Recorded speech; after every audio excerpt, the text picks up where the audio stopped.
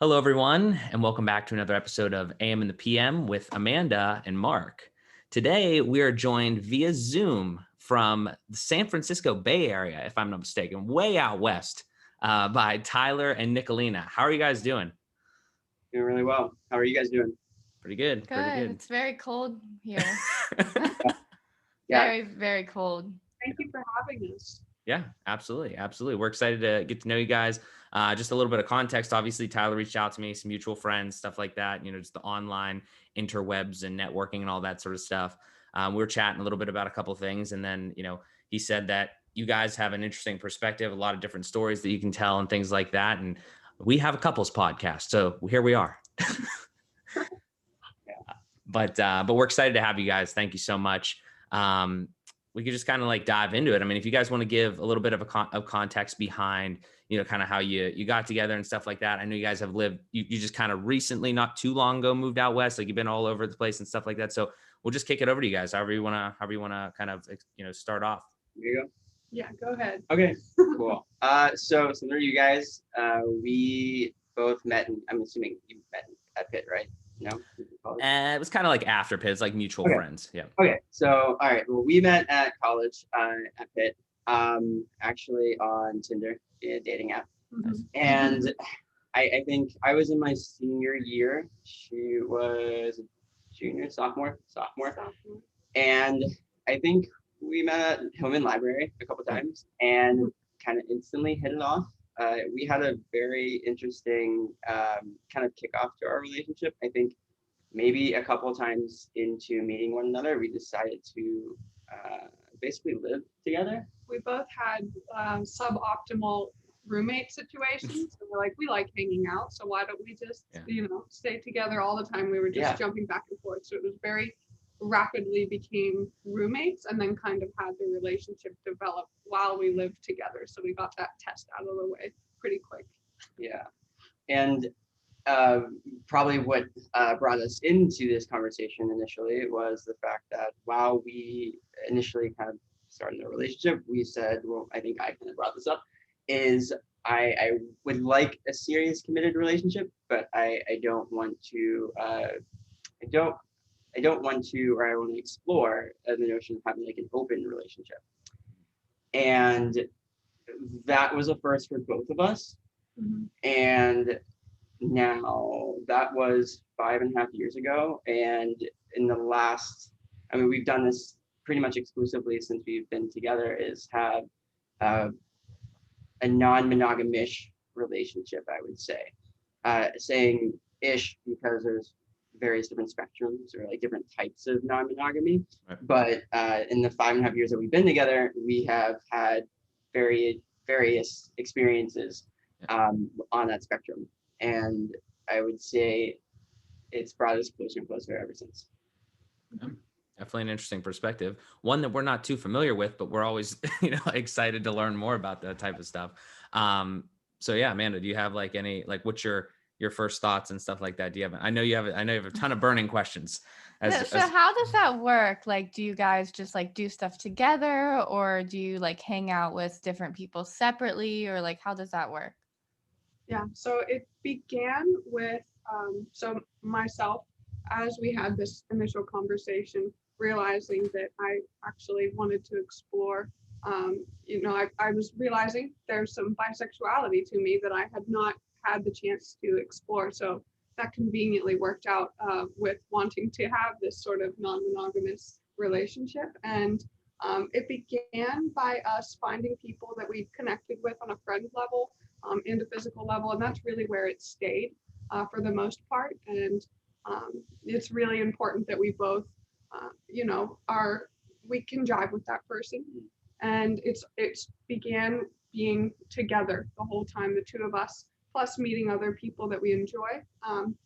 And since it's developed to the point where I think the next step would be meeting people together, getting to that level of comfort and then being okay, having like separate dates and sort of developing things on the side as well. And that's how it developed. And now as of recently, we continue to strengthen our foundation together every day. And now we're at the point where we're comfortable meeting people just completely separately and then introducing each other later on. We know that our foundation is so strong that this is something that we can comfortably do. So it's grown over time, but that's the path it's taken. Yeah, and to add to what she's saying when she says like a strong foundation, I think it's like a foundation of being comfortable with one another, and in knowing that from very beginning, whenever you go to someone and you tell them that I want to be with you, but I want to also explore other experiences with other people and experience things with someone else, it takes a level of communication and transparency that is kind of tough to even have that kind of conversation with your significant other, to basically say, I appreciate you, I love you, I care about you, you're my best friend, but understand that there are other things in my life that I would maybe want to explore that you're not necessarily interested in, or it's important to me to maintain an element of my life that is singular to like me and not kind of shared. And I want to maintain that, because whenever we first got together, I definitely wanted to be with Nicolina, and she definitely wanted to be with me. But I not necessarily want to sacrifice some of the luxuries or the things I also enjoy exploring on my own. And I think that kind of excitement, whether meeting someone new or like going off by yourself, and just kind of rediscovering what it's like to meet someone again, or just like get ready for a date or something like that. It's important to me and important to her. And so that's how we came to the fruition that this is something we want to do. And like she said, it's kind of evolving. It's consistently evolving as we grow together. And more so recently, I think we've been spending a lot of, there's been like milestones, I would say, in our non-monogamish lifestyle. For example, I would say meeting someone new for the first time without the significant other being there, like her being there, and me being there. And then also most recently is, spending like weekends away from one another with someone else. And that was a pretty interesting experience. Maybe she can speak on her side, I can speak on my side. It was, my plans to do something, and we went away and we did something for I went on hikes and stayed overnight and did something new, and she was here doing something else on her own, so that was a whole other experience. So I'll stop there. Do you have any other questions? I kind of went off tangent, but no, it's all good stuff. You have a question? You want me to ask a question? I know your head is like, oh. I'm enjoying it. What's that? I'm just interested in what you think. Oh yeah, no. Well, so maybe obviously ours is obviously more like, a run of the mill kind of perspective, right? I mean, we don't, we have just, we've been in a relationship for over 4 years now, like approaching like 4.5. So, kind of same timeline, I guess, right? You guys are 5.5 years. So kind of close in that regard. And I think we're pretty similar in age, right? Yeah. Like, I mean, how old are you, Tyler? Turning 28, unfortunately. Oh, 28. Okay. Yeah. So we're close. I mean, we're 25. So we're both like, mid late 20s here. So, so as far as timeline goes, the actual length and like the part of our life, right, is pretty similar. So we can kind of be, a lot of similarities there. But I don't know, from my perspective, it was never something that like I kind of thought of in a way. I always thought of like, you're in a relationship, right? But that doesn't mean that that's the right way. That's just a way. Totally understand that. And the thing is, probably like one of the first questions that I have, and we're probably going to jump all over the place because we're probably going to have like a bunch of different, types of conversations and things here during this chat. But the one thing that my mind goes to is like, when I see something different in life, or I see like a different scenario or situation or something, my question is like, how does it come to be? It's almost like, at least for me, right? My perspective, raised, mother, father type thing, like just straight up, like male, female. And like, again, the whole like bisexuality thing and like is kind of like intertwined in there. But as far as like whatever you want to call it, traditional type thing, how does, to stop rambling and just maybe ask a question, did you guys have any of this in your life before, or was this something that like you kind of just experienced? Like you guys are like this is a really shitty way to put this, I apologize, but like the pioneers of this, like in your life, you know what I'm saying? Like in your sphere, is it something that like you had like, parents or like people in your family or something like that, or like that type of thing, like you were influenced in a certain way, or is it just like totally like, this is just how we feel? So, okay, maybe a couple ways to kind of go. First off, Nicolina alluded to her, bisexuality, her orientation. Right. I myself too, and I would say like sexually on the spectrum. I wouldn't say like, I believe that sexuality is a spectrum. There's varying degrees of everyone's sexuality. I'm definitely not straight. I don't know what that, I can't really put a label on it, but there's that. So I think the, sexuality and general exploration is something that I think her and I have both always valued. And honestly, I think our first date was a porn festival. Nice. Oddly enough, I saw one of my math teachers there too. But ever since we've been together, I think we've seen the same porn festival at least like 6 or 7 times now. It's like artistic. It's like artistic comedy. Yeah, it's not like Pornhub or anything. It's no, definitely, yeah, a little bit more polished.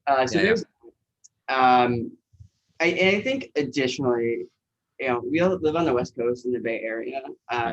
Non-monogamy is much more prevalent than I would say anywhere else in the United States. Right. I wouldn't say we're necessarily the pioneers in our sphere, but we're definitely we've heard time and time again that we might be more like a model for like how to approach these kind of things. What we've seen in other couples that have gone about approaching this is whenever they want to dip their toe into non-monogamy, they immediately start with like rules and boundaries and limitations, rather than kind of, I would say, like starting a dialogue on where you would like, what's important to you, or like what you would like to explore, or just opening up a dialogue with your partner and making it a safe space to communicate your needs and your interests. And what we've seen other people do is they start with like, these are like the rules of operation and how to approach this. And like they start with like a rules first approach. And I think it's where in those situations, what I've observed is it's kind of hard to approach non-monogamy because sometimes it shuts the door for open communication. So I think if there's like one thing that separates us from others, or like what made it easy, is one, we are both sexually on the spectrum, and two, I think we've always gone and like had a good hefty amount of communication between one another. Yeah. And I would add to that we both were, and before we moved to the Bay Area, were like pretty deep in this lifestyle. So I feel as though I'm somewhat of a pioneer in my bubble. I've helped other people start to have those conversations too. And as Tyler was saying, the needs-based conversation is really where it can get started in a very healthy way, not just like, I want something else just for the fun of it. It's I'm looking for something that can really make me feel whole. Not that you're unable to get that with your partner, but I think it's not always the most logical or probable situation that one person that you are with right now is the only person in the world that could make you happy and that like ticks all of your boxes. And that's, if they are, then that's amazing. But if they're not, that ability to explain that there are other things that you desire, that can like really make it a much tighter relationship. And that's what is the case for us. Like we are super tightly bonded, but we've got like married friends that have kids and they're now just starting to explore this too, because they're like, there are things that we can't give one another that we want to be able to have. So yeah, that's a good way to get started. Yeah, and to add on to that, just for an example, it's like, a married couple with kids that have been together for 10, 20 plus years. Could you imagine the thrill of going on a first date again for these people? Like, how exciting would that be? Just like getting ready for a date, or like, exploring something new with someone else. I think that's where I get kind of invigorated about the idea of the prospect. Yeah, no, I understand that. Amanda, thoughts? Okay. Well, I think I can kind of like relate to your guys' perspective a little more than Mark could, just because I have like I've never, like dated girls or anything like that, but I've always kind of felt like I was, like bisexual a little bit. So there has been times where probably like 2 years ago I expressed to Mark like, maybe one day I might want to like hook up with a girl, and it kind of was like a big explosion, and obviously I would say mini explosion. It wasn't like- obviously we talked through it and everything, and since then I think like us as a couple, we've grown like tremendously. So like I honestly just don't really feel the need like to do anything like that, if you know what I mean. And I personally couldn't be in an open relationship just because like I just just like the jealousy and all the stuff that comes with it. But well, that would be interesting to get your guys' yeah, just like the perspective on that part of it, because that's kind of Mhm. I mean, yeah, it just we just really like each other, and I can't imagine anyone like touching him, like I'm like no. Which I'm sure a lot of people can relate to, you know what I mean? So but I just think it's really interesting. Like I have, friends that talk about, being interested in stuff like that. And like to our perspective, it's also like, oh, but whatever works for you. And, I think, and it's also really interesting that you guys went into it and you guys just both were like into it, you know what I mean? Because I feel like a lot of people, you tell someone something like that and they're like, oh no, I couldn't do that. So Yeah, and that can happen. The bringing it up, and then if it doesn't click right away, that can cause some friction.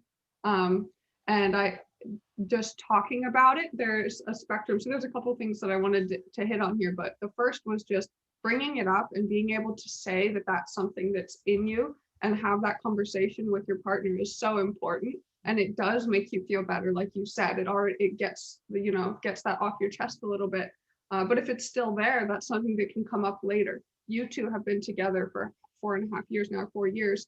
You are not the same people that you were when you first met. So whenever you had that conversation, you have that conversation again in the future. You never know where you're going to be at. So you can always check in, taste buds change over time. And then the jealousy piece is also something, especially if you have that conversation early on.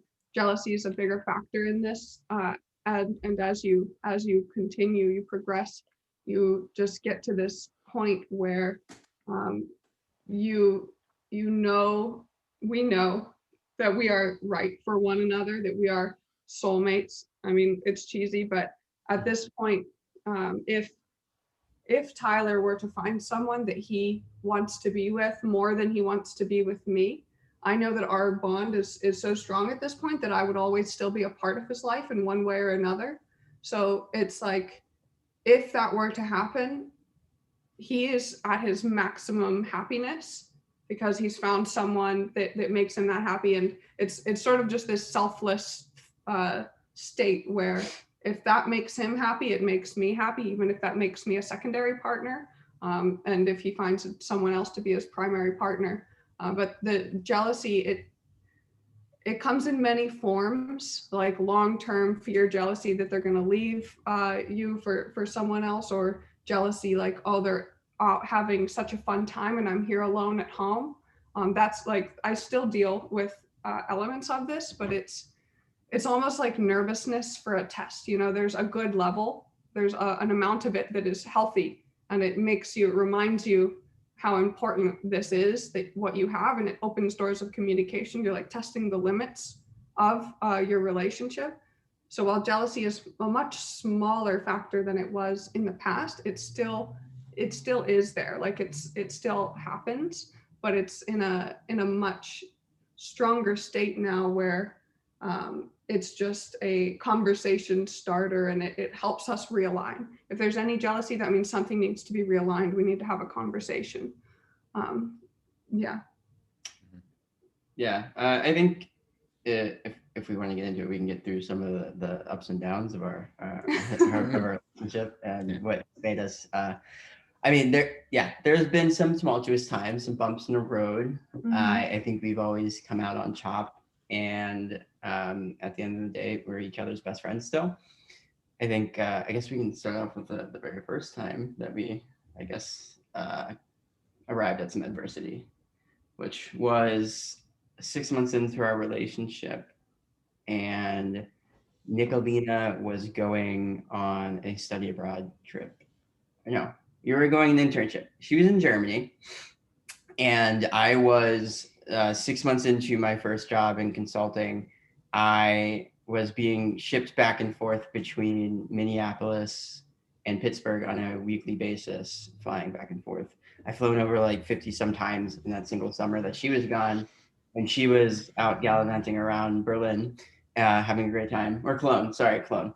And I think, uh, 6 months up, we were both having this fun, exciting to us, open relationship where we were meeting new people, going on like group dates together, and we weren't doing anything separate. I would say, I can't remember. I think we weren't doing anything separate at that point, but like we were meeting these people and going out with them.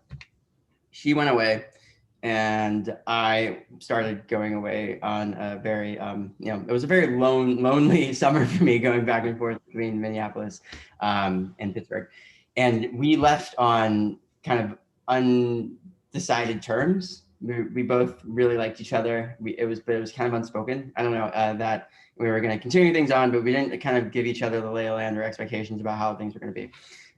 Long story short, we both cheated on each other, and we didn't open up about it until maybe a month and a half later. After being home. Yeah, so it's sat for a little bit. Sat and ruminated, and it really tested each other and our relationship. I think at one point, I think we kind of broke up, but in the same day got back together. Thank God, we kind of figured out what was going on.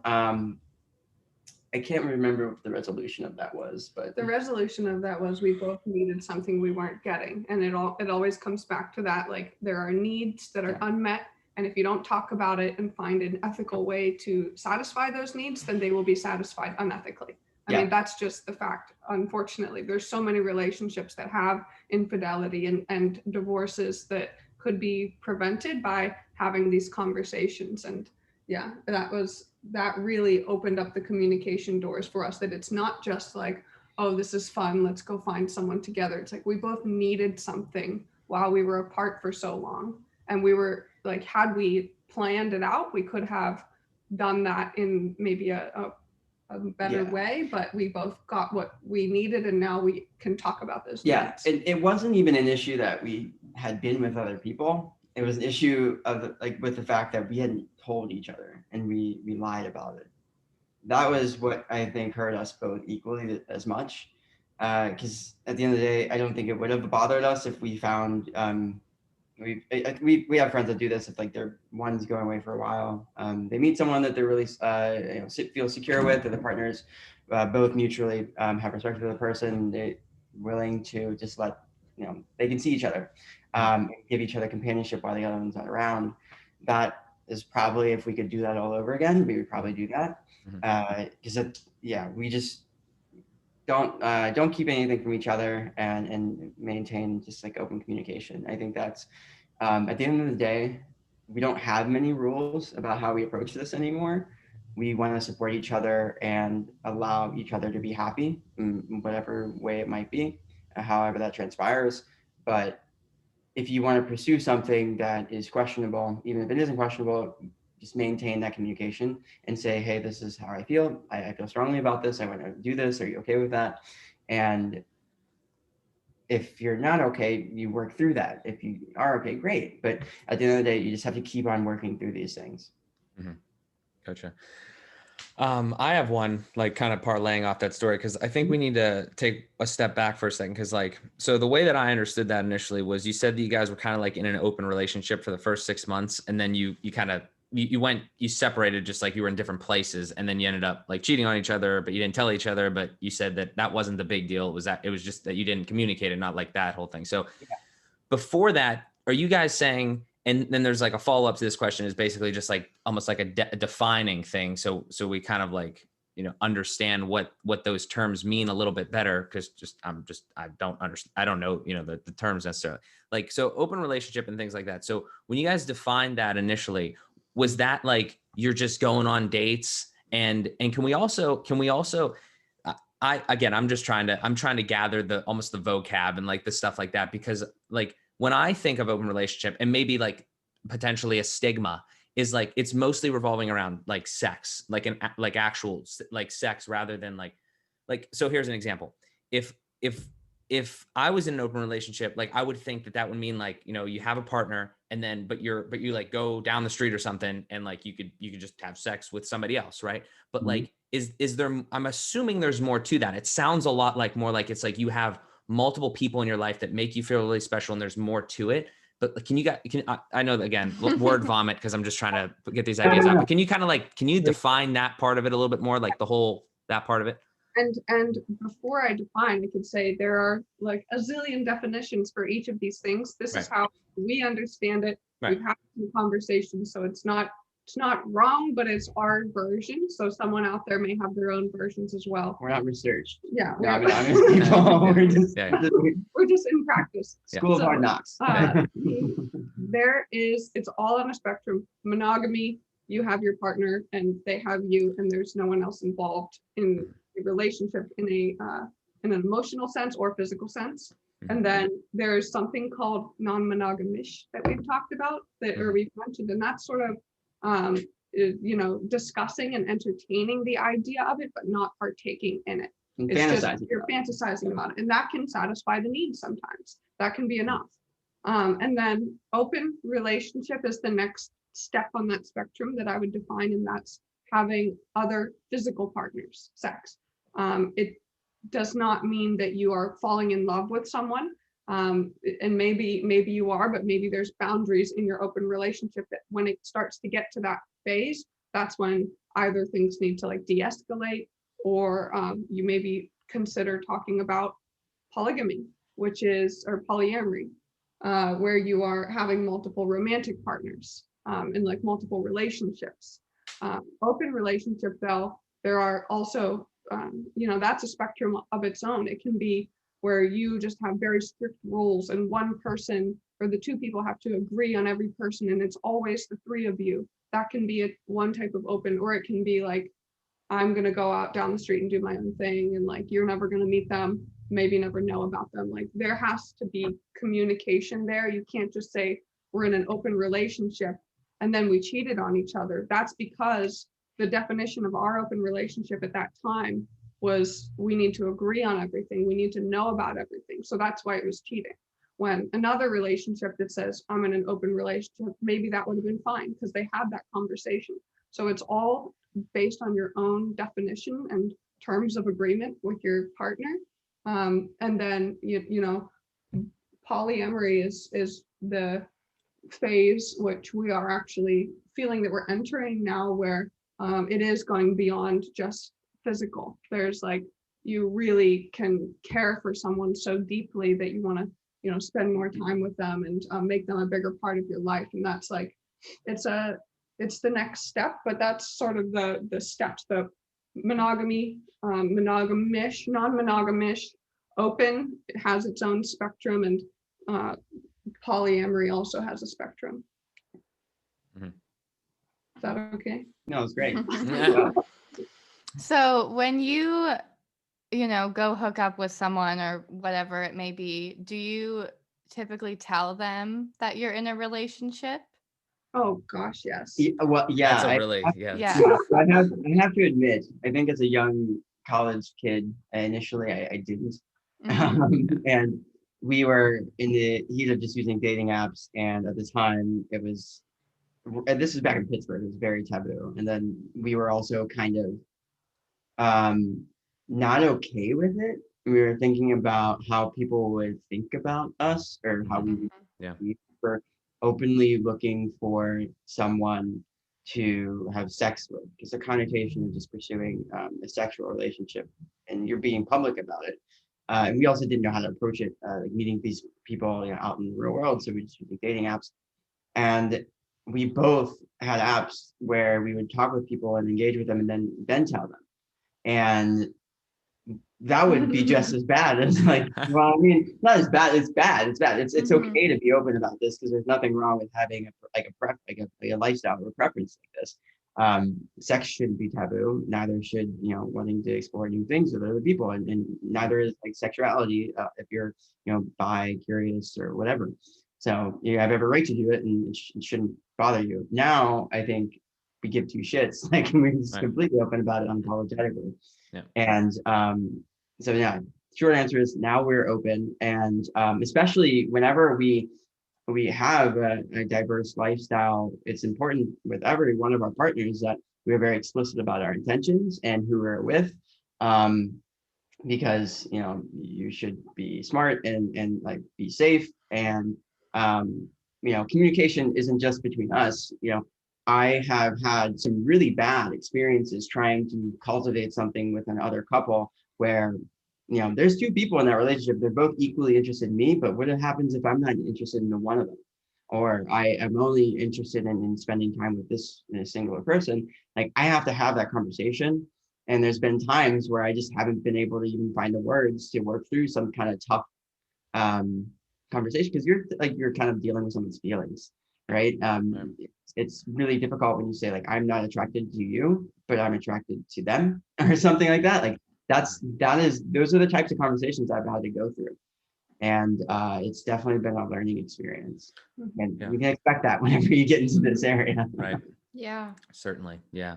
That was an interesting point that you brought up there, and kind of like, so I think somewhere in there, you guys said, like, this is obviously, I would say, more taboo, right? Like, in certain areas of the country, let's just say, or just, areas in general, or whatever. So, like, I assume I heard you say Pittsburgh, it's kind of more taboo. And then earlier in the conversation, you said, like, out in San Francisco area, it's like much more common and things like that.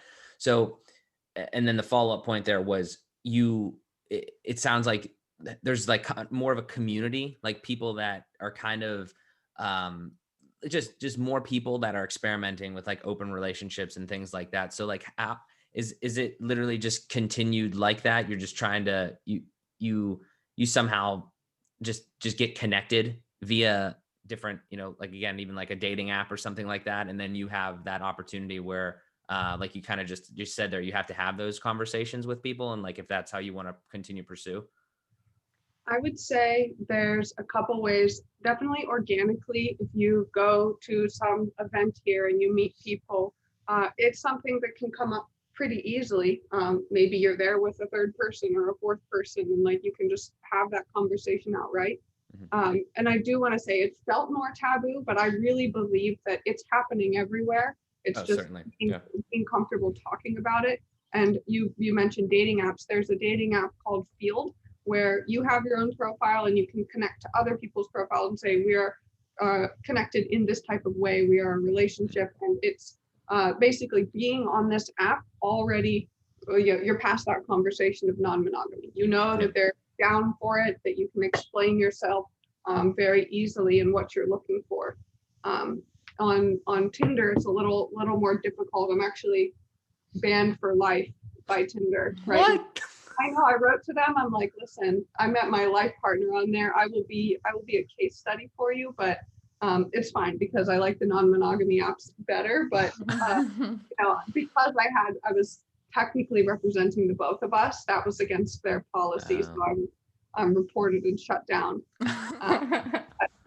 Public service announcement: don't have a profile for two people on Tinder. Yeah, just do it for yourself, and then you'll get to that conversation, or find the non-monogamy apps. But yeah, definitely it's something that I don't feel, we're here right now talking to you about it. I don't feel like it's something taboo that I need to hide from anyone in my life.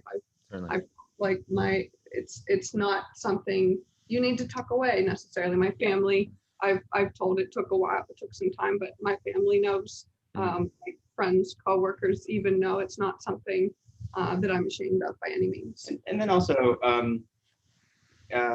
so within, I guess, in the last couple of years now, we have definitely put a limit on the rules or like how we operate. So if we're at a party and we're having a great time, we meet someone interesting, we're not gonna go like run after each other and be like, hey, do you mind if I go do this or something? Like if it's like if she's right there and I'm right here and she sees I'm enjoying myself or I see her enjoying herself and she just starts kissing someone or something or she just gets close to someone, I'm not gonna be like, hey, you want to talk about this? You gotta sign the contract. Have fun. Like I there's something to be said to like observe your significant other being so happy like that. At least that's that it affects me positively. So and her, and that's something to say about that too. And it makes it easy to meet other people because we are essentially just participating in life as if we were single too in some regard. Mm-hmm. Question?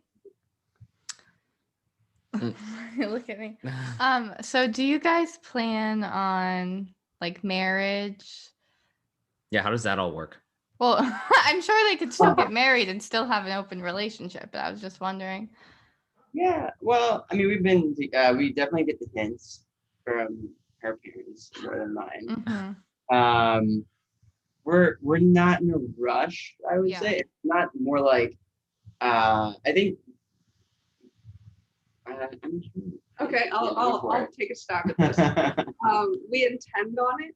We're not like the concept, the whole process to us. It'll be something. The process is something you have to go through, and to us, like what we have already feels like a married situation. So it's not something that we're like too eager to do, but it is something that we intend on, like it's a special bond that you can have. And then in terms of maintaining this, we do intend on maintaining this. Yeah. We don't know what that would look like because if there were someone that would come into our life that feels right for both of us, or one of us even, like we will have a unique relationship. I would welcome another life partner essentially if that person comes around. So it's all up in the air, and it depends on who we meet in our life and where we're at, and also just like traveling around. It can it depends on where you put your roots, but and I think to add on to that on the subject of marriage, when we moved out to the Bay Area, I had no idea how different or the vast variety of different living arrangements exist, because I would say there's quite a few different things here. There's like intentional communities that have like a premise or like why they're a group and what they do. They're like mission driven. They all contribute to the house or the situation, or the living arrangements, and they all kind of work in like the property or something. It's like a commune. There's also co-parenting. That's been a thing now where you don't necessarily have like a nuclear family. Like you have maybe a couple parents that support the bearing and like raising of a child. There's just a vast variety of things. I think that maybe one of the main movitators of getting married right now is probably the tax benefits. Yeah, I was going to say that. Yeah, especially in California. Too damn busy right now to think about that. But we're each other's life partners, and there's like no doubt in my mind that we would stay together. It's just the exciting thing is how that's going to evolve. I guess I'm getting of that age, or like later in my life, where I might want to do something or start settling down in some way. I don't know what it's going to be. Definitely, it's one of the reasons why we continue to enjoy living out in the Bay Area. Is just there's such a vast variety of people, cultures, subcultures, groups, you name it, it's probably here. And there's people that are really, really excited and energized by it. So we have just so much more to explore here. I don't know what it's gonna look like, but it's exciting. Yeah. Definitely. well, I mean, probably one of the other big topic is like children. So, you know, if we're in a, I don't know what it's called, like just like a regular, regular is a terrible way to say that.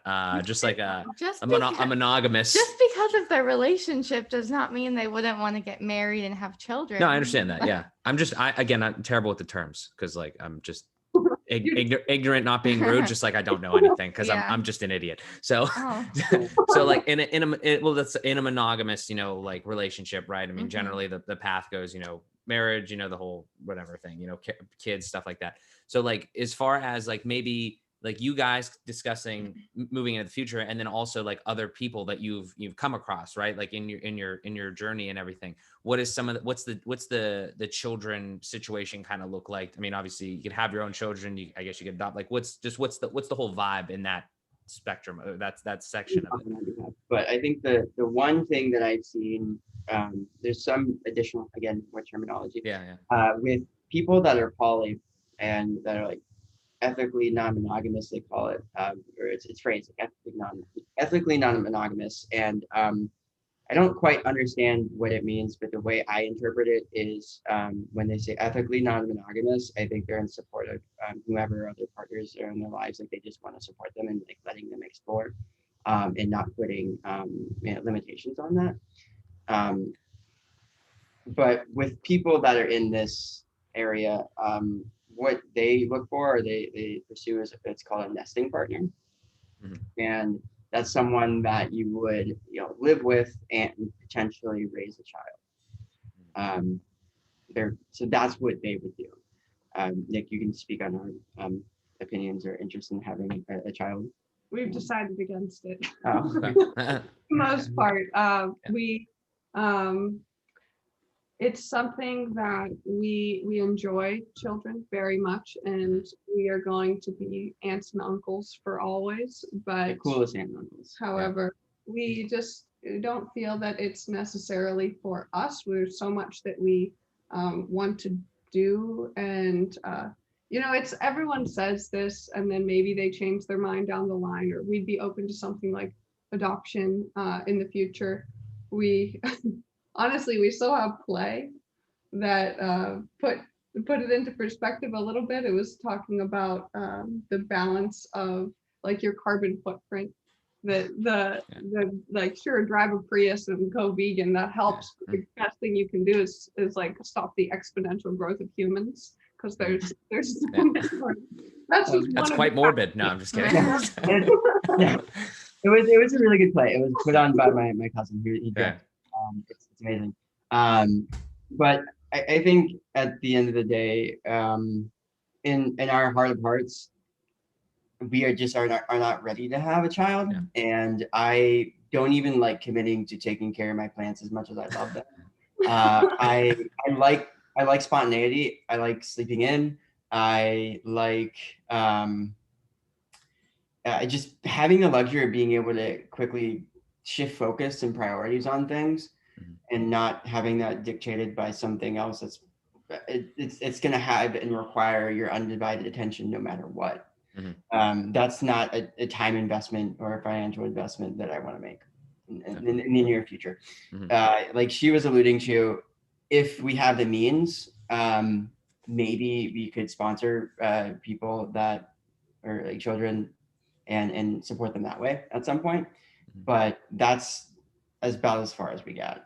And I think that's completely separate from our non-monogamous lifestyle. Yeah, it's very separate, because couples that we've been with, they're starting to have kids too, and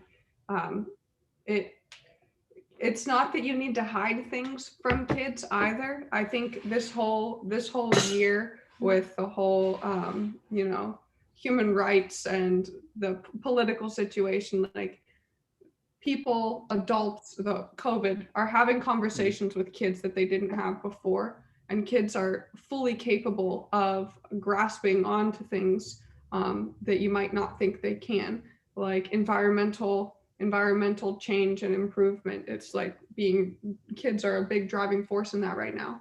Non-monogamous relationships are another topic that don't need to be considered like taboo and shunned away. Just you know, gay rights in general are something that you wouldn't want your kids to hear decades ago, but now it's like, you know, your our friends kids, their stuffed animals have preferred pronouns, and it's just like the greatest, you know, it's just great to see this. So I don't fear that people who want to like indulge in this lifestyle and have something very open in whatever sense that means, that does not mean that you can't have kids. Like kids mindsets are changing, society is changing, this is all going to become more normal, so that those two can absolutely happen together. Mm-hmm. Definitely. I hear you. Do you have something? I might have a couple. No, go ahead. Okay. So, okay. So the one that I was kind of thinking of was like a little earlier on, you guys kind of said that, you know, you have a conversation like 2 years ago, and then, you know, down the line, 4 or 5 years or something like that, you might be totally different people, different places of your life, things like that. So as far as like how it goes, like with relationships and things, do you think that this harkens back to the initial question, because I think we got even more slightly on a tangent, like, and a lot of good stuff we've covered since then. Is this something that like is inherent, or is it like, again, it might be like just a stupid question. Is it something that's like inherent, or is it something that like you think that you kind of come into knowing, or like it comes like about you?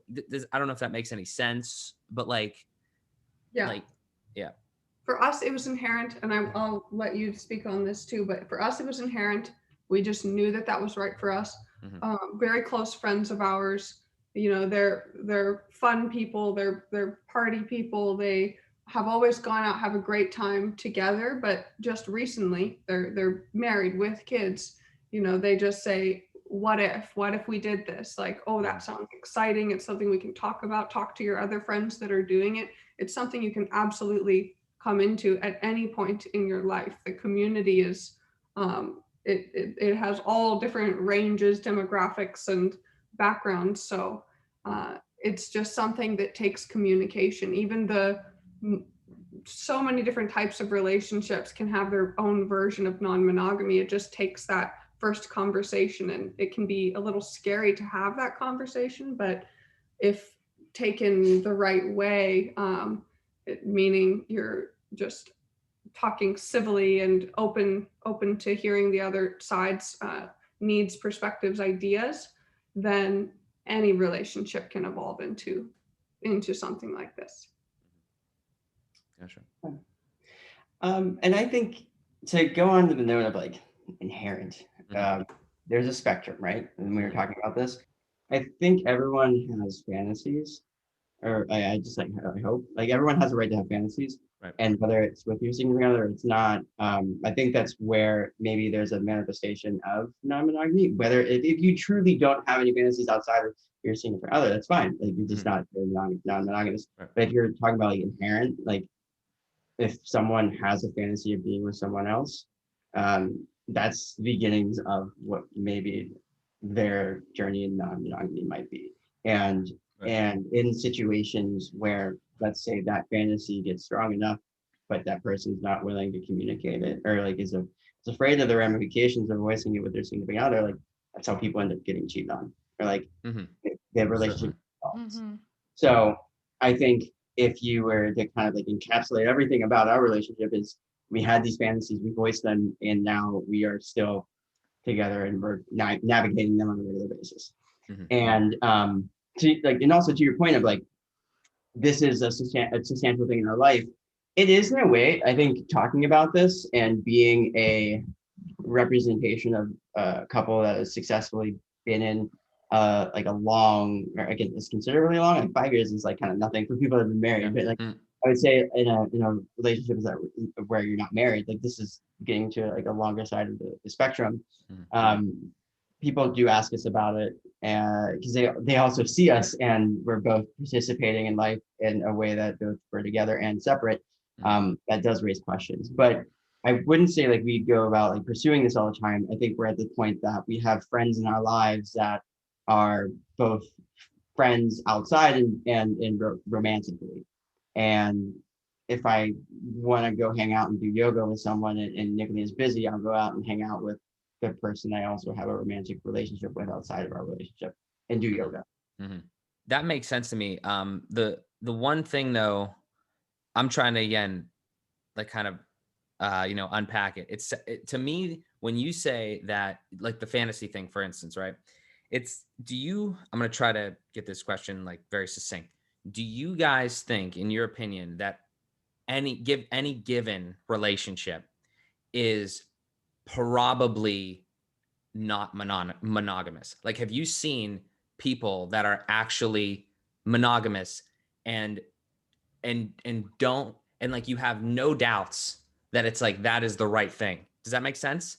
Yeah. Yes. And yes, that absolutely exists. Okay. And I fully believe that that is the case. Whether or not they've actually had that conversation, or if they just are in this mutual agreement because they're afraid to bring it up to the other person, that's another conversation. Like, I believe a larger population than who voices it does have desires to be non-monogamous. I mean, there's so much cheating that doesn't need to happen, that can be navigated ethically. But I do believe that there are couples that are just, I have tunnel vision for you and only you.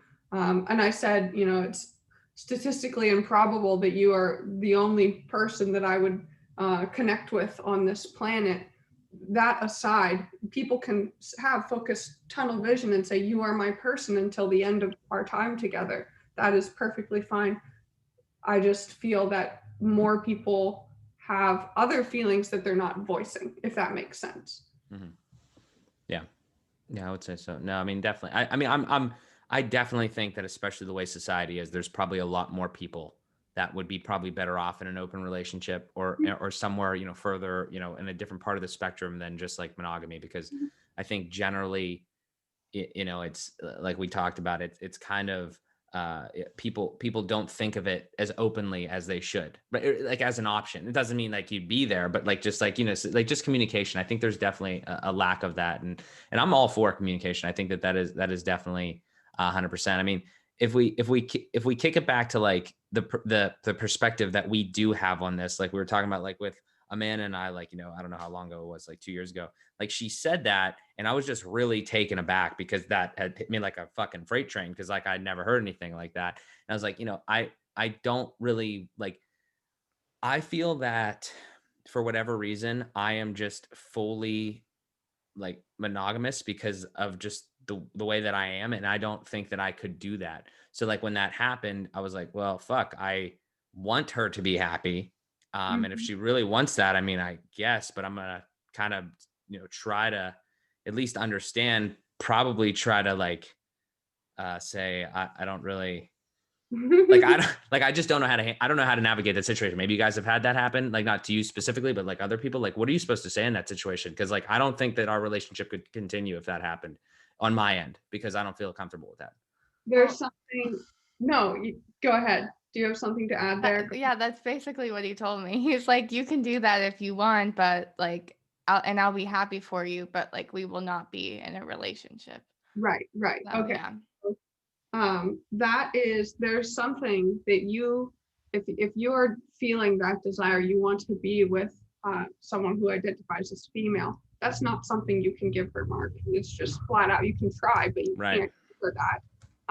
And that need was likely still going to be there, and you can talk about it and that can make it better, but that need is still there, and that's something that we face. So Tyler has a desire to be with a much more feminine woman sometimes, and I'm not that, nor do I want to be that. I love being more androgynous and masculine. It's just part of who I am.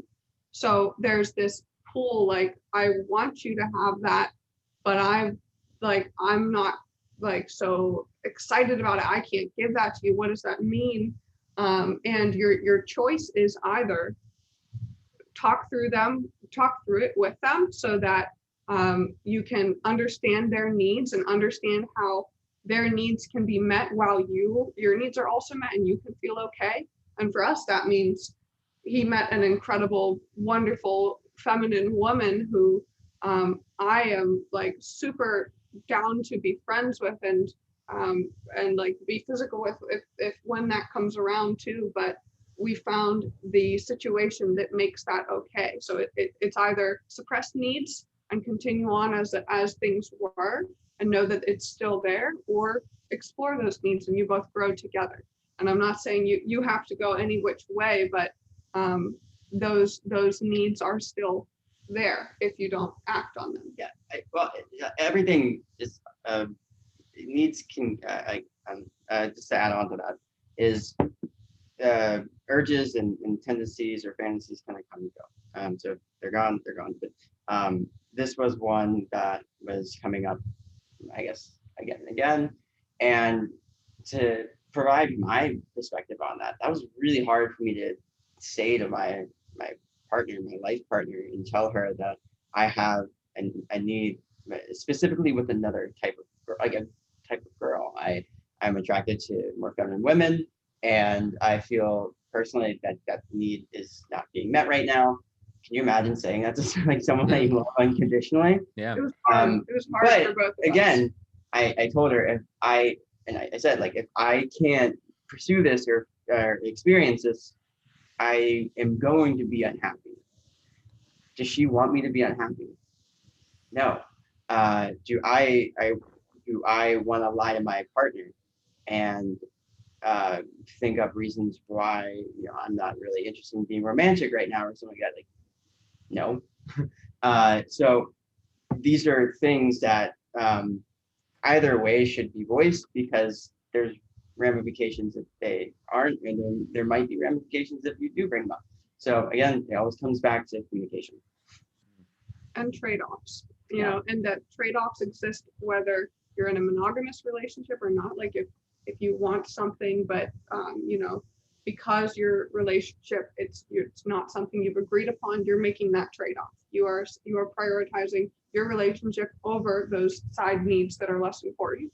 But then even when you are in that state, you are in that relationship, it's a trade-off when one of us decides to go spend the evening or the weekend with another person, and your other partner is at home, maybe doing nothing, maybe doing something else. But there are always some sort of trade-off, and you just need to think about all the different parties and how they're feeling, whether something happens or doesn't happen. What are the feelings involved there?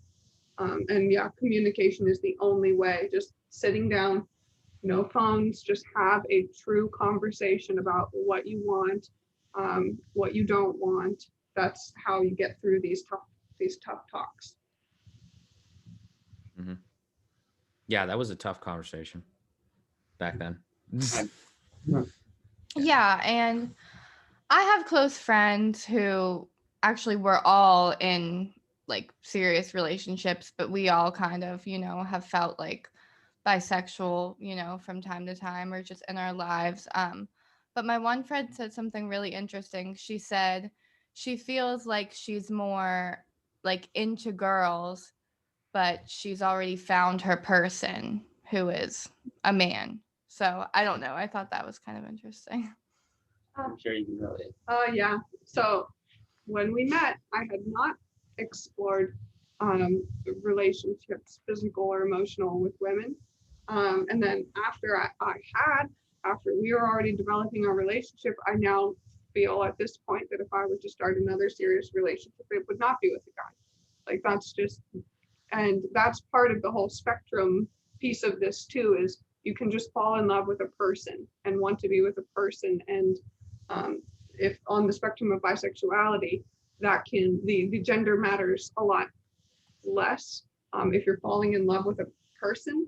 But then the physical attraction, that can have more preferences, if that makes sense. Like all of the other things that make up a tight connection of love go beyond just gender and physical attributes.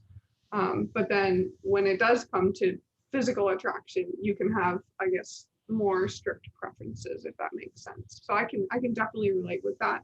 He's my person. But I find myself more attracted to women at this point in general.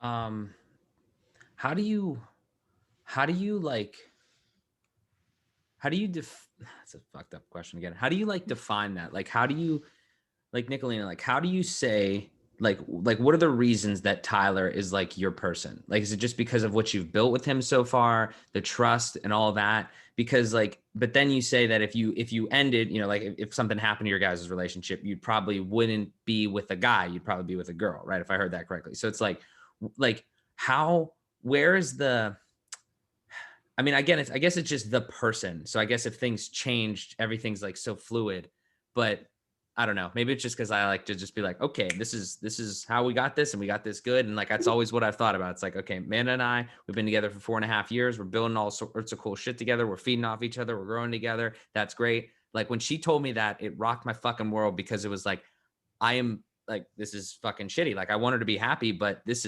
sounds really terrible, because now like moving forward, like we can't do the things we were going to do. And I was just like, this is probably inherently different, but I think like the way that I thought about it and the way I had conversations with other people that are that are like in my life, it was like, I see a relationship as like a full two-way like investment in one another. Like you're giving your time, your energy, your love, you're building something with the plan to continue to move forward, you know, get married, have kids, like whatever your goals are. And I was like, fuck, this is about to get fucked up.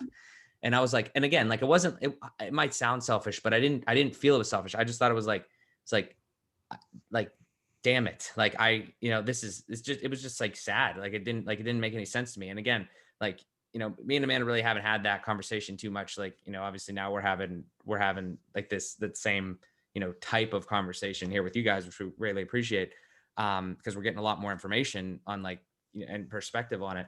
But that's just how I felt. And that's still like, you know, kind of how it would feel, just because like, I don't, you know, I'm still not fully, I don't know, you know, so. Okay, so the person, how do I define that, or how do I know? And I think I might have mentioned this before. It's at that state where we help each other, we build each other, we grow together, we build each other up. That's important. And then it's to the point that if Tyler building himself up means some sort of divergence in our relationship, I want him, he is my person, that I want him to be so happy and have everything in his life that he wants, to the point that if that's not me as much as I want it to be, then so be it. Then he's happy and I will find my own happiness, and I am happy because he is happy. So it's to the point where you want each other so badly to be happy that it like surpasses that ceiling of we must be together. Like we will by all means, but I know that he is my person. We've been through, like, we've moved here, you know, any couples that have made it through the pandemic living in a 1-bedroom apartment together, kudos to you. You're stronger than you were at the start of it. And just through all of this, through just various events in life, we've changed from college kids to, you know, much more mature adults. I love him more every day as we evolve. And like I said, if that means that he's going his own way at some point and that's his happiness, then that's how it needs to be, which it's hard to grasp, probably. So to add on to that too, I think Mark, you asked about why she would. Oh, why I would be with, yeah. Oh, that's because at this point, just spending who we spend time with and who we're around, like I feel that pull, like when we're with a woman that's with us, or a friend or something along those lines, I just feel this connection and warmth and comfort that I say I would like more of that, whether that's an addition to our relationship or if that would be what's next. That's just something that I've come to realize. Yeah. And I guess also on the note of why we are still together despite maybe her having an interest at women, is outside of just how we, you know, pursue our romantic life or how we carry it out. We're pretty aligned on where we're taking ourselves, our careers, our aspirations. On a daily basis, we do our affirmations together. We have our routine. We start our day together. We end our day together. We're just kind of on like, we commit to the process. We're on a journey together. For example, I have my own, business aspirations outside of my career that I have decided to put on hold to support her. She is right now making a transition into being a product manager. We both work in tech. I think I told you about this, Mark. We both have careers in tech. We've been in it now for 2.5 years. It's been fun, to say the least. Now she wants to get into being a product manager, which is a hard transition if you don't have any direct experience. Fortunately, she does, but she's putting herself through a comprehensive program. She also decided to make a full-time commitment into finding a job so she can prepare, go through the interview process, because these are known to be 4 to 5 round interview processes with a take-home assignment and whatnot, all the while having a full-time job. So recently we made a decision that she should quit her job. So her final day was actually this past Friday. Nice. And congratulations. Yeah, so she quit her job and is now going to be full-time participating in this comprehensive product school boot camp, as well as letting the engines and everything kind of rejuvenate and being a full-time or looking for jobs full-time. And yeah, he's putting his dreams on hold for me, and I do the same for him. Like, there's so much more in finding your person than just the romantic and like sexual alignment. That you have to like build each other up. I mean, you're doing this together, which is amazing. Things like this that really strengthen all of the other elements. Definitely. Yeah, I mean, we've definitely found that. I mean, over the past year especially, starting AM and the PM, starting just other projects together, getting Amanda like even more involved in some of the other businesses. She's got her own brand coming now. Like there's a lot of stuff. So that's the part that I love the most. That's I mean, that's the part that I've started to really, I always tell her as much as how proud I am of everything that she's doing, and not to just blow smoke up her ass. Like, I mean, it's good shit. Like I do that to everyone. That's the thing, is like, it's, I kind of go back to it. It's like, especially this year, if we broaden, if we go more broad, like I am starting to really enjoy people, if that makes sense. Like I'm starting to enjoy them. No, like not probably in the same way we've been talking about it. Like no, like sexual, like ideas like that. I'm definitely like, I was going to ask a different question, but I'm on a different topic now. Like I'm definitely straight. Like there's no question there. That's another reason that was kind of like another like curveball conversation, going back to that, and we can hit on that more. But just to wrap that point up, is like, I've really started to enjoy people more. Like I've started to connect with a lot of people, great people like you guys, the people that I bring on Fueled by Progress, the people we bring on AM and the PM. And it's like, it's really great to hear their stories, hear their perspectives. You get super insights from everybody. And just when everybody lives in like such a tunnel, like just you go to work or whatever, like everybody get like this rat race type shit that some of us are all on, it's good to get out of there. And I've, that's been one of the things that I've done over 2020. Amanda's doing as well. We're just doing it together. So that's, I think that I do really, really understand that, like that aspect of it, and like really enjoying just people and enjoying stories and all that. Yeah, I'd say that's honestly a big part of non-monogamy is before all else, just enjoying other people. And even we said non-monogamous, that can mean you're not partaking in anything, you're just embracing other people, flirting together. Like if you and your partner go out to a party and you just like flirt really hard with someone the whole time, that doesn't mean you have to take any steps forward. You're just enjoying another person together. Like that's part of it, is just wanting to connect with more people and hear their stories and see where that goes. Okay, so that part, like there, do you consider then every single connection that you have with a human being to be on the spectrum? Because that's kind of what I interpreted that last section as. Spectrum of non-monogamy or sexuality. Oh, I guess they're different. Damn it. So like, yeah, I mean, I guess no. So like, So like the way that I interpreted that, and I'm an amateur here. So the way I interpreted that was, it's like you could just like when I see a new person, I connect with a new person on Instagram or out like in the wild, right? Male, female, doesn't really matter. Like I'm not thinking of them the same way that I would like a person, like a relationship. I'm thinking of it like a totally separate entity, like a just a connection, a friendship, if you will. Do you guys, are those like still different, or is it still like on a spectrum in some way? So you probably have experiences more than I do actually with this, but it's interesting. People that are aware of both their sexuality and our beliefs in non-monogamy definitely sometimes expect that I or we have interests past being a friend and have like romantic interests. That's when the dialogue definitely has to happen, because there's definitely situations where I don't want to have that kind of thing going on. Right. And it's actually kind of liberating, because I can go into any relationship now and just throw myself to spontaneity, which you otherwise don't maybe have the luxury of having, because I essentially have like no boundaries with relationships in my life.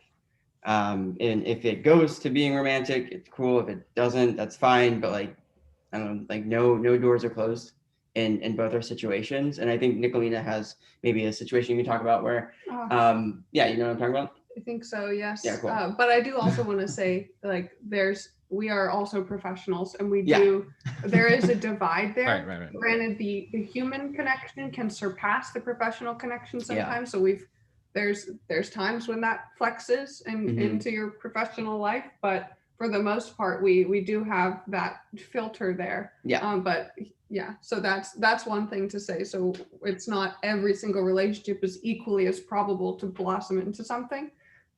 There are divides. And then in terms of meeting some person and sort of that possibility always being there, this was a growth moment for us, for both myself and this friend of mine, where we went to a getaway together, a few couples, and she and I were, we were hitting it off.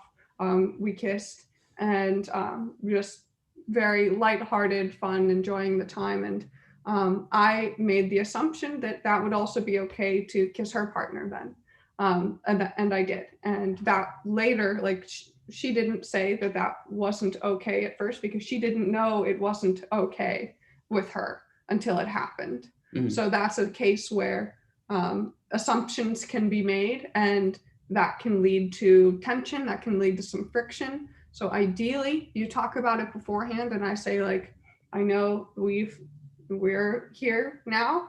Is it okay if also I am there? And like you just have to say it. You have to say it, and that like alleviates a lot of potential problems. I didn't ask, and later on we've had some really great conversations that it was a growth moment for both of us, that neither side can make assumptions, and you need to speak up if you have certain intentions, but there's always navigating that unspoken tension and possibility. And you have to talk about it. You have to set those intentions early on. Yeah. There's like an aspect of this that seems simple, but it also seems like the most complex thing I've ever heard in my life. Yes, as is a monogamous relationship, it's always complex if it involves humans, but if there's a couple simple principles you can boil it down to, then that makes it a lot easier. Communication, I guess communication is really the main one that I can think of, but that would solve all of the problems we've come across. And it's good sometimes to have those moments that can help you move forward. Yeah. But if you can have the conversations ahead of time, by all means do. Yeah, and this applies to any relationship really, and this is something that we started doing. We we're planners, we build frameworks and best practices on how to approach everything. This is how we operate.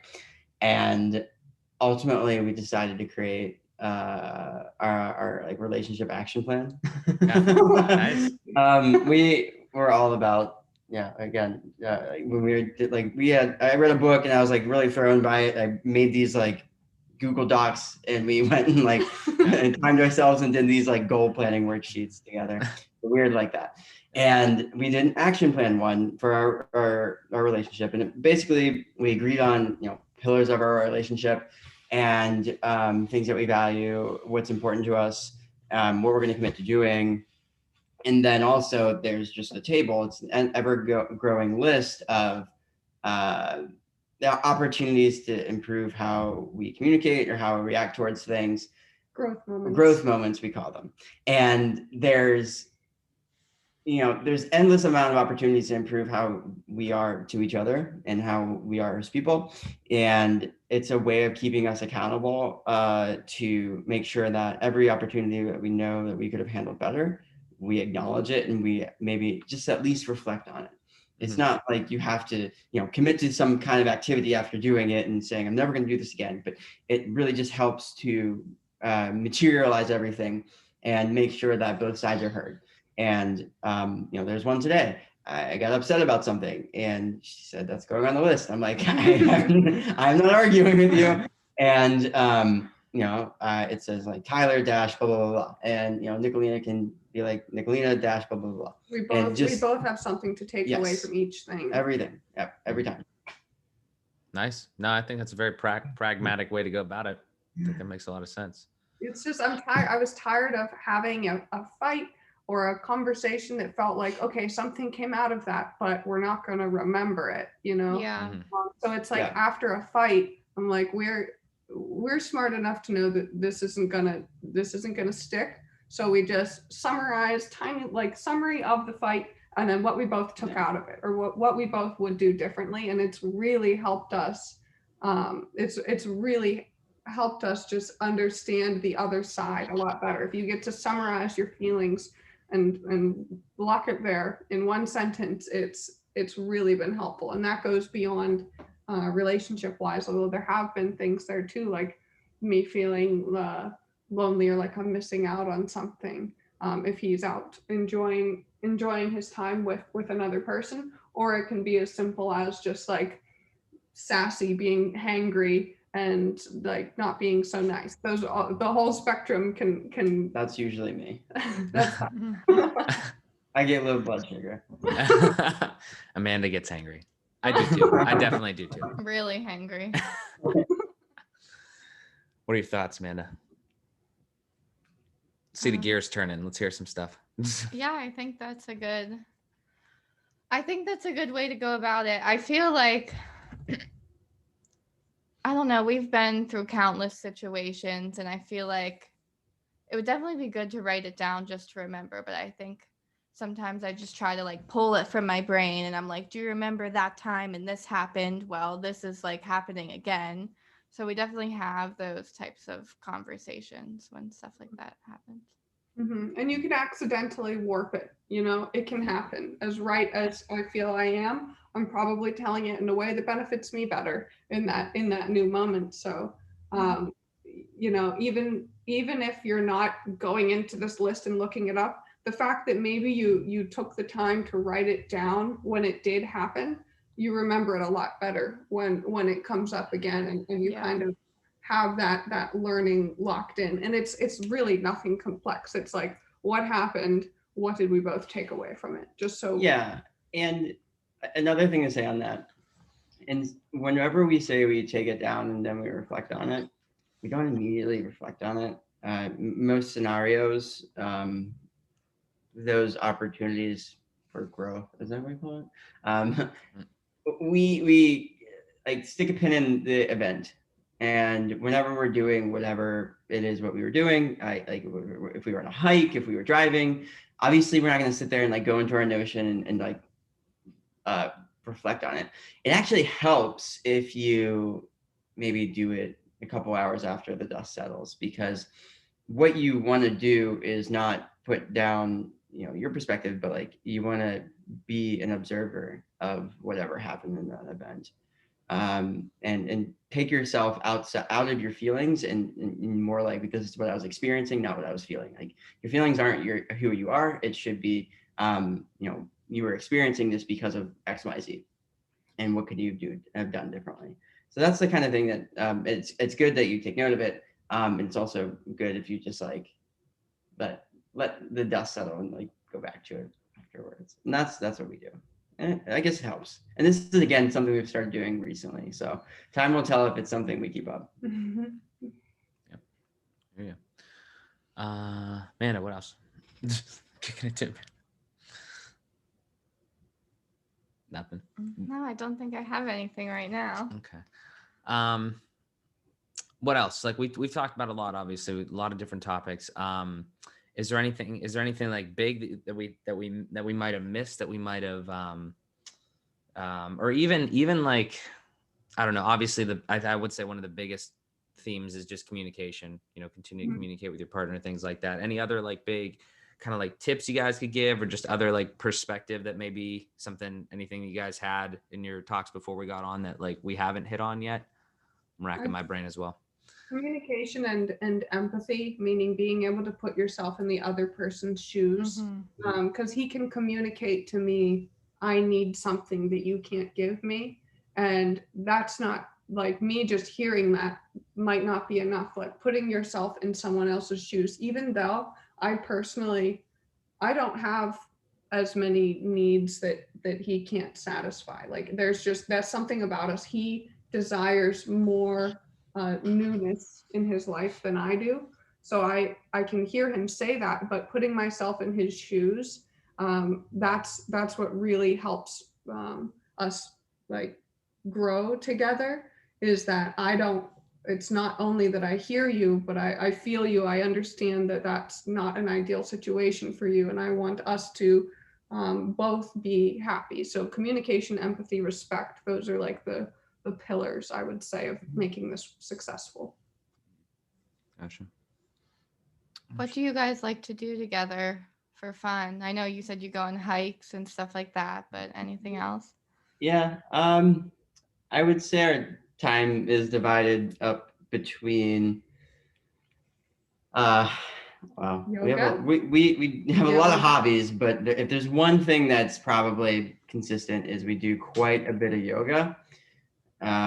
It's one of our goals within the realm of spirituality, is to be able to meditate on a regular basis. I think we cheat and we kind of kill two birds with one stone by doing hour-long sessions of yoga, because it is our aspects of it that are meditative. We also spend quite a bit of time rollerblading and what else? Playing tennis. That tennis was definitely a COVID hobby that we picked up. Our apartment building has tennis courts, and we couldn't go out and do other things. We immediately just like bought a couple rackets and realized that we were terrible and started getting lessons. And I highly recommend that for anyone that wants to stay in a relationship, don't try playing tennis until you can get lessons. It's harsh. It takes some patience. It takes patience. That's so fucking funny, because that exact thing happened we to us. actually have like a whole episode on Mark and I trying to play tennis. So if you I want didn't even realize what was going on there until you guys said that part of it. Like I was like, oh, tennis, yeah, I played tennis before. Oh, and then you said, oh, don't play tennis as a couple. I was like, oh fuck, I remember what happened. Do it, but get lessons together. Like neither of us know how. So when I'm trying to give him tips, just because I heard it, he's like, you don't know what you're talking about. No, I don't. But we have to learn together. That's a good one. That's a really good one. I was getting so mad when she would say like, no, you need to do it this way. I was like, you're not doing anything better than me. So now we have a third party that teaches us, and we don't get nearly as angry. Mm-hmm. Nice. It's me that gets angry. And then on top of that, we cook. Tyler cooks a big, beautiful dinner for the two of us every single night.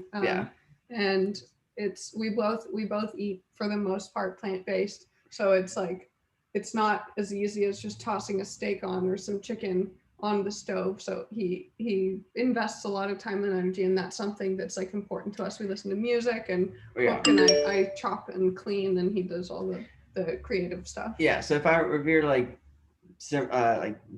boil everything down, simmer down. There's things that we don't flex on. There's yoga and like health and fitness, very important. We don't, if you were saying like there are things, these are like non-negotiables about our life. We prioritize our health and fitness. We always cook. Every evening I try to make a nice like multiple course dinner. That's how we kind of enjoy ourselves together after a long day of work. And we're extremely career driven. We I don't know, we just keep ourselves on a growth trajectory, and we support each other through this. Like you said, like I've told you, we're trying to get her into like a PM role. I feel like I'm just as much as in this interview process as she is. So those are the three things. That's how we spend our time. Yeah. What about you guys? Well, we actually just went rollerblading recently for the first time since I was like Neville, what is it called? The Neville Roller Dome. Neville Roller Dome. It's like if you guys are from obviously Pittsburgh, right? So like I mean it's in like Coriopolis. It's like Neville Island, so it's like towards Moon. Yep. I played soccer there a couple times. Yeah. So yeah, that was fun. I mean, I think I might have been there one time in our relationship, but I don't think it was with Amanda. And then Amanda used to always go to a place called Romp and Roll, like out in like the east or wherever that is. Yeah, so, like every Friday night as a kid. So I think it would be cool to, get a pair of rollerblades and just do it as a hobby in general. So we've actually been talking about that recently. Yeah. Our recommendation, I think we're gonna be biased, but we think you should get roller skates. No, it's different things. So we bought rollerblades because it's so fast and it's like sprinting, it's exercise. But then we realized there's every Friday and Saturday there's like a roller party by the lake here, and people are on roller skates, and you can like dance and groove around a lot better than you can on rollerblades. So we felt very left out. We felt like we're we're the squares going straight, and everyone like twirling around, dancing. So we're getting roller skates now, but definitely that's such a fun way to just enjoy each other and get a workout. Yeah. Because those things are heavy. But it's really hard to find roller skates right now. So if you have any leads, everyone's buying them up. I have no idea why. Yeah, because of COVID, I guess there's not too much to do. Yeah.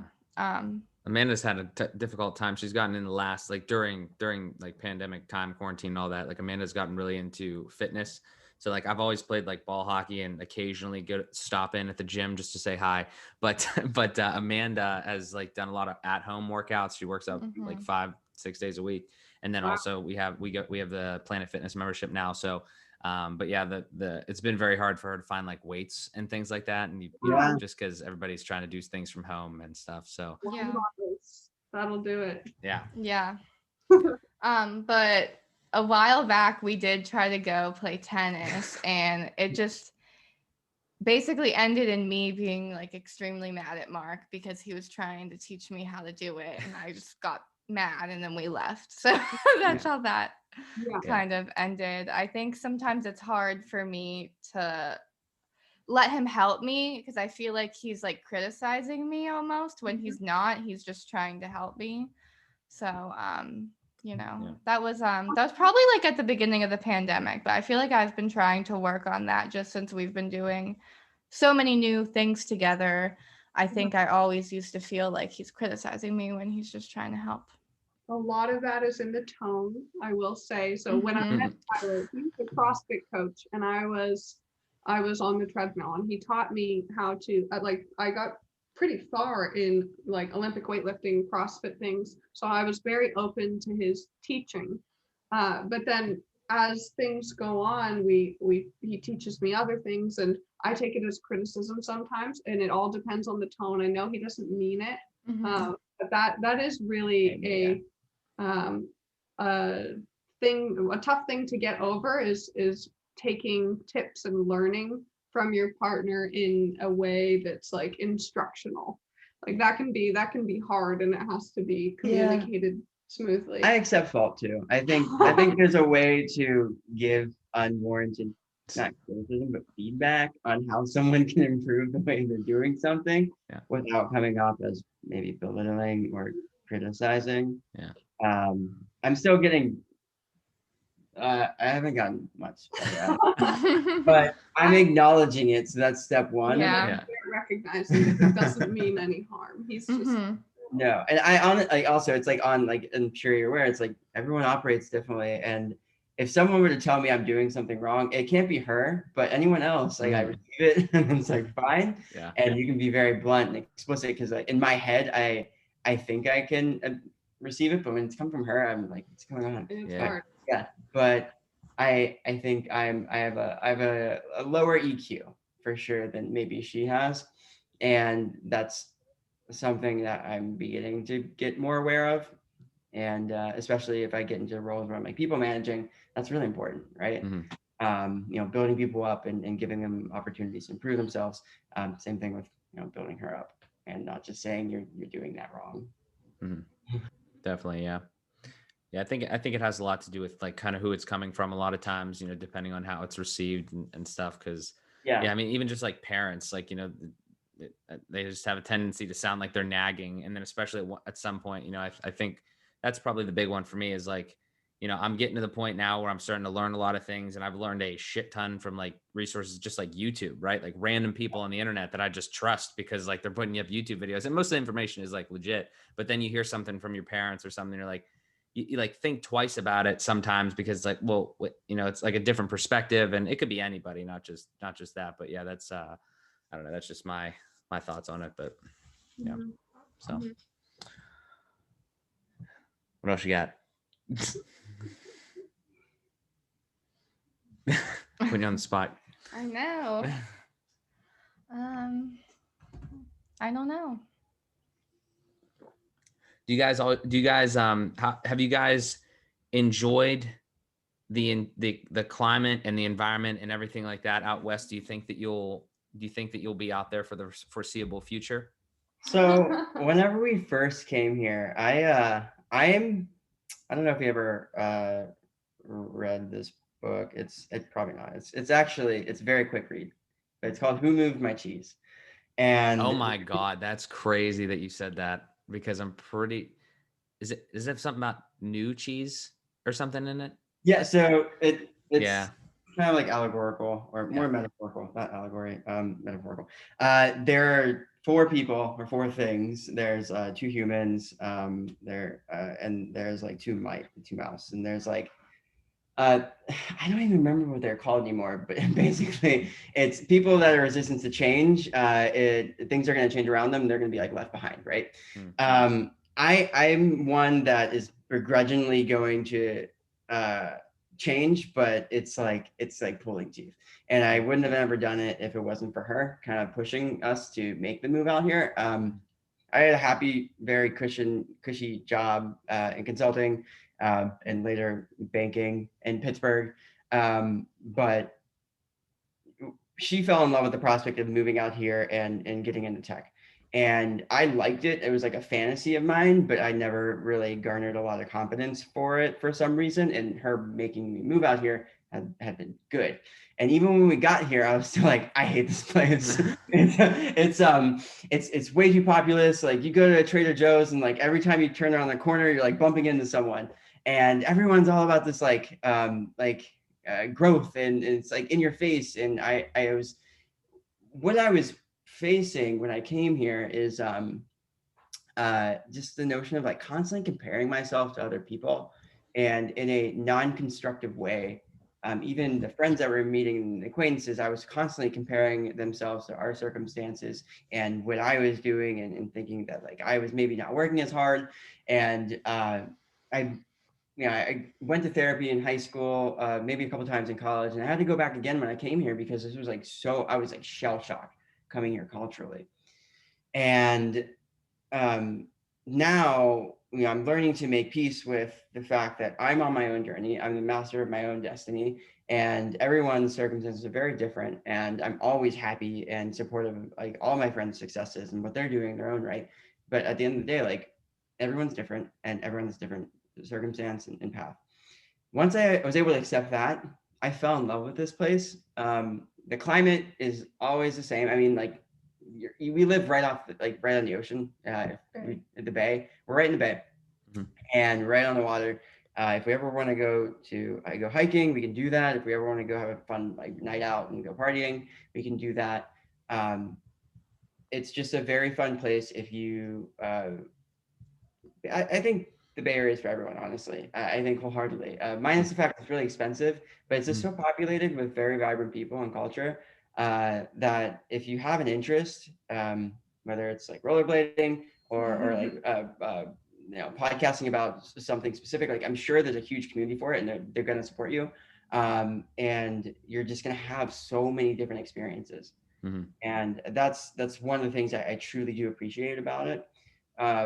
We thought that this was going to be a short-term thing. We thought this was just going to be a way to just like put ourselves on the growth pedal in terms of our career. But at the end of the day, the relationships we made here and the things that we've seen, we're probably going to be here for a while, or if not, like have a house here so that we can always come back. But I think that's ideally the goal. I don't want to say we're going to be here forever, but I think this is a place I would want to have a place to stay for sure. Yeah. What about you guys in Pittsburgh? Yeah. I don't think we're going anywhere. Ultimately, I know Amanda. I love Pittsburgh. It's a hard city not to like be in love with if you're from here, especially. But there's definitely pieces of it that just suck. Yeah, I mean it's not even about Pittsburgh. I think it's more of like I could never imagine leaving my mom. Like I'm really close with my mom and like just family. So I think it's more of that, like, you know, one day when we're older or if something happens to them, like I could see myself. I just, even as like a young kid, I had like really bad separation anxiety from my mom. So I just like could not imagine leaving her. Yeah. I had the same. And my parents though, they are like, we want cool places to visit. So you guys spread out and like go somewhere. And that helped, and like going here is a really great way just to see how all these, like everyone here is a transplant for the most part, and everyone has their own way of staying connected with home, and we go home like multiple times a year, and we originally had the idea like, oh, we'll land back in Pittsburgh for sure just because we love it, but the fact that we go back so frequently, like I don't feel the need to have that be my final location, but I like realize after traveling around some more how special Pittsburgh is. Like we absolutely love it there and we'll always continue to go back. Also thinking now, climate wise, it's great here, but there's definitely like the earthquake factor, you know. These I mean the wildfires too. The wildfires too. Yeah, we've been wearing masks for years here because of because of the smoke beyond just COVID. Yeah. So like there's trade-offs. It's a fun, wonderful place, but it's also like extreme when it comes to nature. And I feel like Pittsburgh's one of the most safe places you can be in the United States. Yeah. And just like on your note about separation anxiety, one of the biggest fears I had with going and living here abroad, or not abroad, I don't know, abroad, country. One thing is like flights are so easy. I mean, I think we spent like, I think we took a couple of flights home this past year, but we spent about a quarter of our year in Pittsburgh. You know, you guys, I'm assuming you have both remote jobs at this point. You're doing what you're doing right now. So do we. I could work anywhere. I just had to do it and get used to it. I have full confidence that I can travel anywhere and be just as productive in my job. Say if I have like a desk in some place, like a monitor and all that, if I have my comforts, I can do it. And we spent 2 stints, like a month and then a month and a half in Pittsburgh on 2 separate occasions, and we were able to see and spend time with our family. But you know, I haven't been able to see my grandparents in a year or so now because of COVID. But it made me make peace with the fact that, you know, this sounds morbid, like maybe they're not going to be around forever. And that was always one of the things that scared me, is being here and then missing out on something like that. And now that I basically had no opportunity to see them for this year. Even being in Even Pittsburgh. being in Pittsburgh, I couldn't see them. I know that I could just get on a FaceTime and feel the same way I would have if I was with them physically. I mean, obviously, it might have been a little bit different. It's certainly going to be a different sensation, but like, it made me more confident in the fact that if I ever wanted to live abroad, I could. If I wanted to be away from Pittsburgh during the holidays, I could. One of the things that we wanted to do, unfortunately, we couldn't, is we wanted to go to Patagonia to see the solar eclipse over Christmas this year.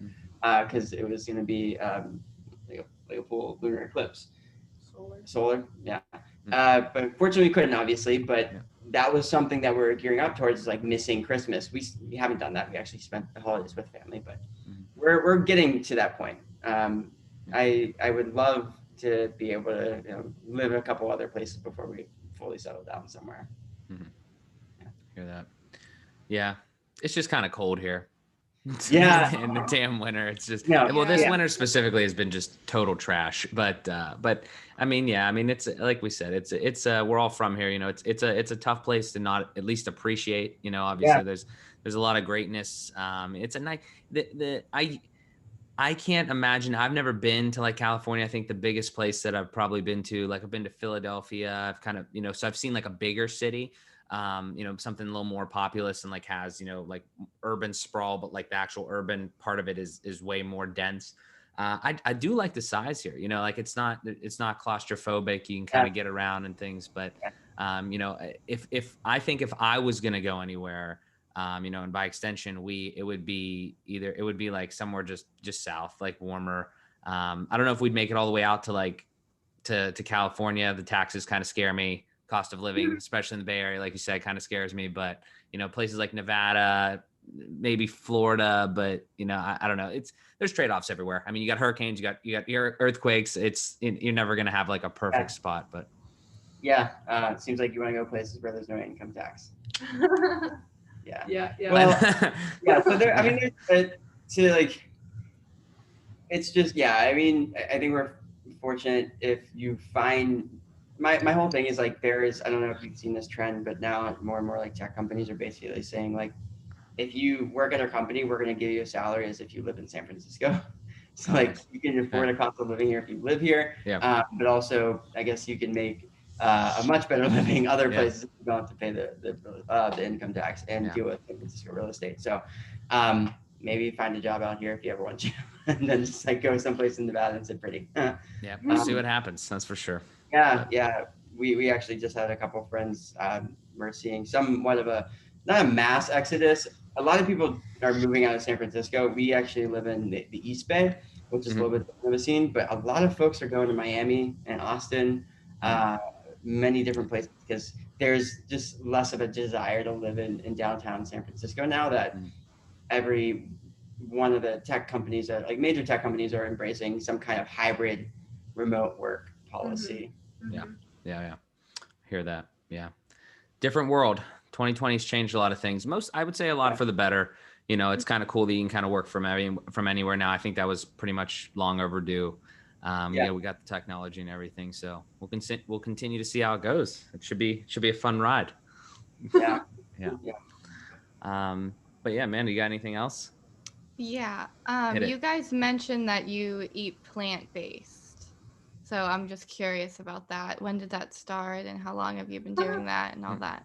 We were both competitive power lifters, like super meat eaters, like bulking up and trying to lift heavy things all the time. And pretty much, it sounds cheesy, but a documentary just whipped us in a 180. It was called What the Health, and basically was showing us it's kind of a cycle of benefits between the meat industry, the pharmaceutical industry. Like there's all these background things going on beyond just people's large love of meat. And we thought, let's try it out. We're super meat eaters. Maybe we'll feel a lot better if we try not eating it. We did cold turkey, and it had a lot of benefits.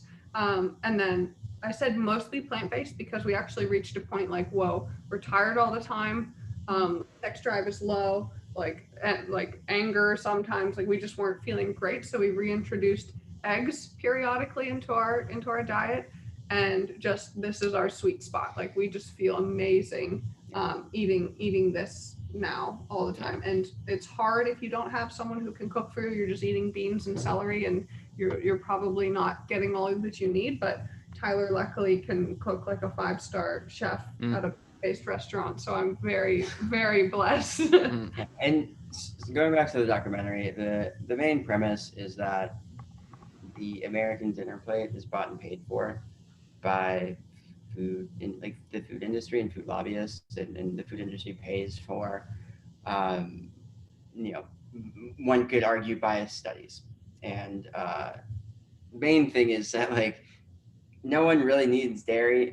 Most people are to a degree lactose intolerant.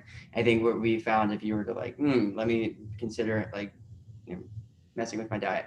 My one piece of sage advice to your listeners is like maybe consider doing with dairy as much as everyone likes cheese, because I love cheese and I used to eat tons of Greek yogurt.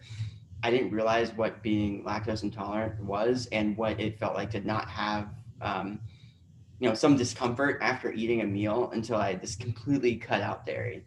And it was as if like someone just like took me and like wrung me out, and just like I like leaned out like so extensively because I just had no dairy in my system finally.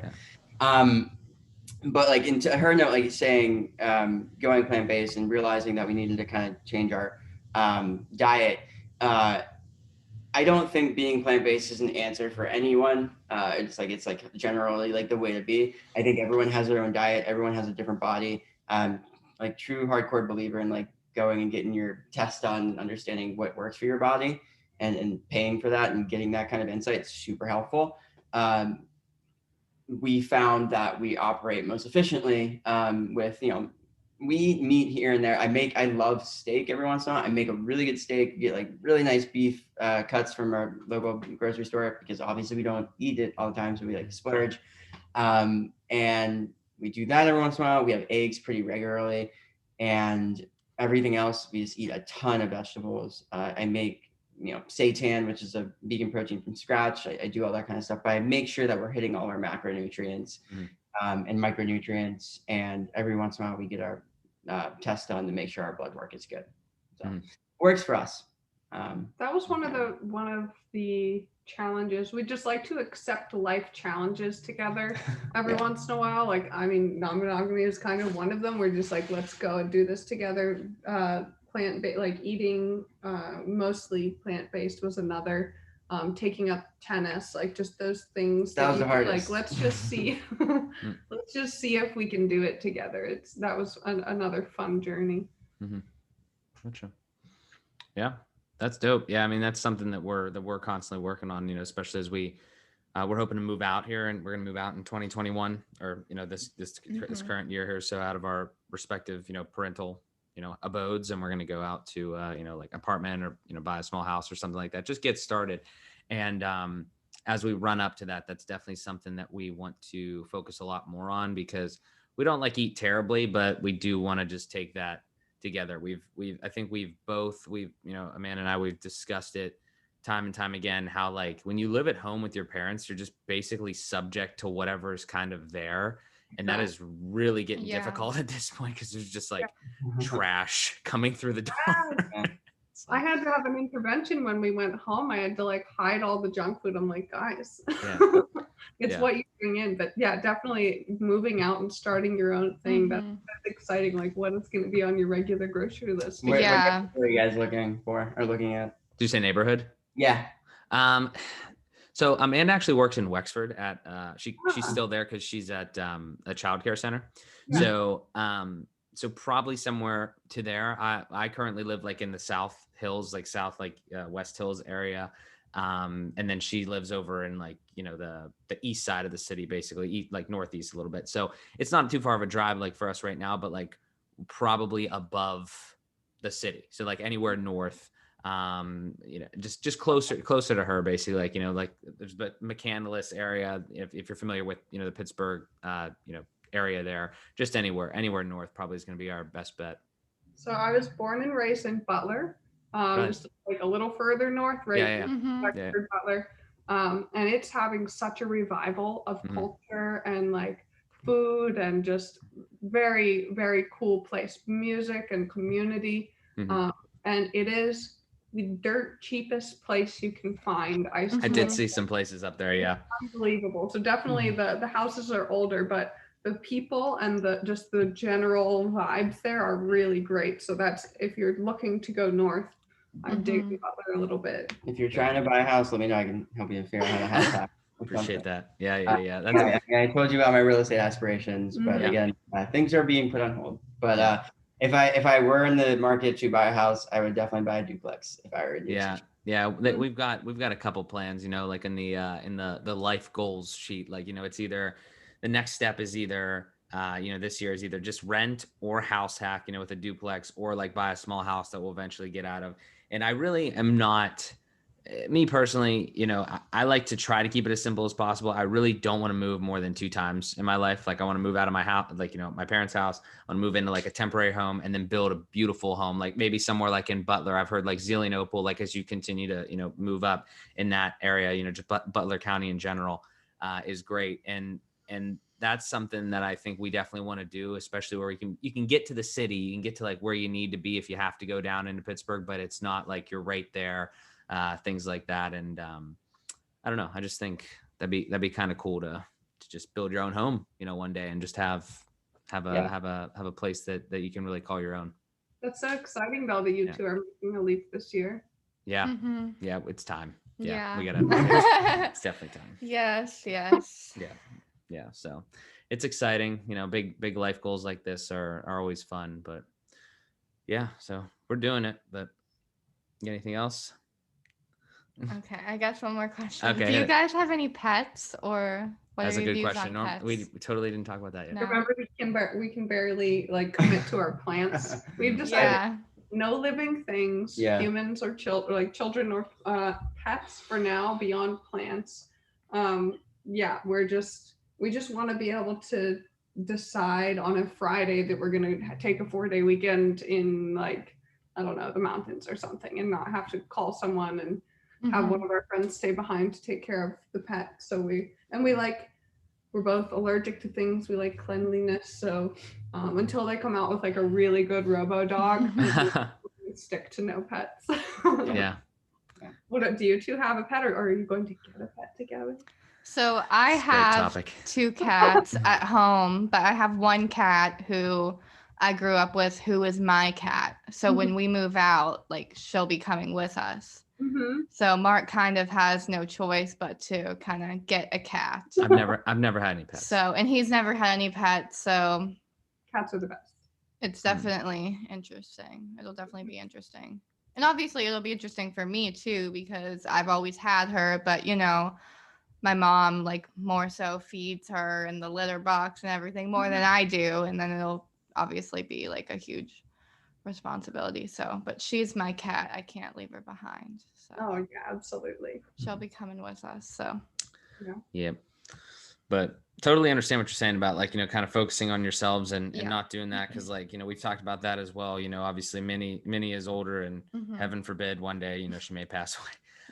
But like, you know, it's like, I think of it as, you guys hit on a couple points there. I don't know what I'm allergic to, but I've definitely had allergies in the past. So like, I think that might be a concern. The cleanliness thing, so glad you said that before I did, because I normally say that one where it's like, it's, but no, that's a real thing too, as well. You know, it's not like, you know, it's inherently dirty, but it's just another thing you gotta deal with, right? You gotta take care of and stuff like that, Yeah. and clean up after.